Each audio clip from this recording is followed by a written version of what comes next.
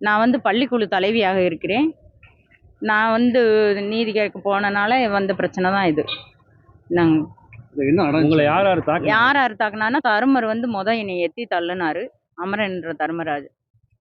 அதுக்கப்புறம் அவங்க ஒய்ஃப் வந்து அடிச்சாங்க. அதுக்கப்புறம் அந்த பக்கத்துல இருந்து அவர் வந்து சப்போர்ட்டுக்கு வந்து என்னை அடிச்சுட்டு என் பையனை வந்து தாக்குனாங்க. சப்போர்ட்டுக்கு வந்தவர் யாருங்க? தருமர், கேபி தருமர்.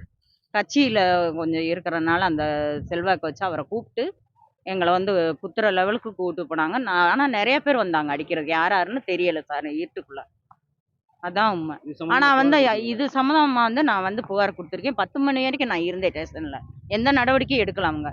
நான் எந்திரிச்சு போக மாட்டேன்னு சொன்னேன். ஆனா பிரச்சனை பண்ணேன் இதுல போலீஸ் ஸ்டேஷன். ஆனா அவர் வந்து எங்களுக்கு தெரியாம ஒருத்தர் வந்து இடத்தையும் வித்துட்டாரு, ஸ்கூல் இடத்த. அதுவும் இன்னும் சொல்லணும். என்ன வந்து இவ்வளோ நாள் அவங்க வெளியில இருந்தாங்க. நாங்க தான் ஆரம்பத்துல இருந்து ஸ்கூல் நடத்தணும். 18 வருஷமா அவர் வெளியே இருந்தாரு. இப்போ வந்து அராஜகம் பண்ணிக்கிட்டு, கடையை கட்டிக்கிட்டு, வாடகைக்கு விட்டுக்கிட்டு எல்லா பிரச்சனையும் அவர்னாலதே வருது. நாங்க போறதில்ல. நாங்க வெளியில இருக்க மாதிரி அவரும் வெளியில இருக்கணும். எனக்கு நியாயம் கிடைக்கணுங்க ஐயா.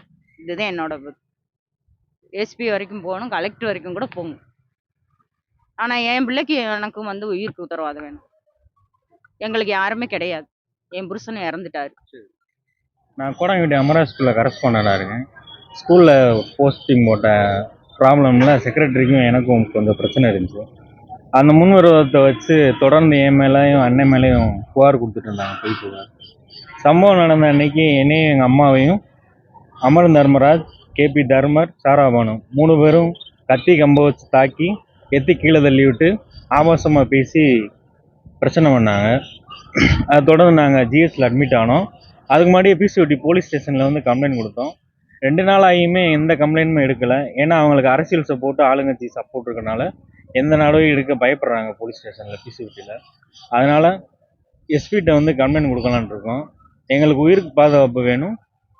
சம்மந்தப்பட்ட நபர்கள் மேலே சட்ட ரீதியான நடவடிக்கை இருக்கும். சம்பவம் 2 நாள் ஆச்சு. இப்போது மீடியா இப்போ எங்களுக்கு உடம்பு முடியாமல் போயிடுச்சு அன்றைக்கி நைட்டும். அதனால் அட்மிட் ஆகிட்டோம். இன்றைக்கி கொஞ்சம் நல்லா இருக்கிறனால தான் கம்ப்ளைண்ட் கொடுத்துட்டு பேட்டி கொடுத்துட்ருக்கோம்.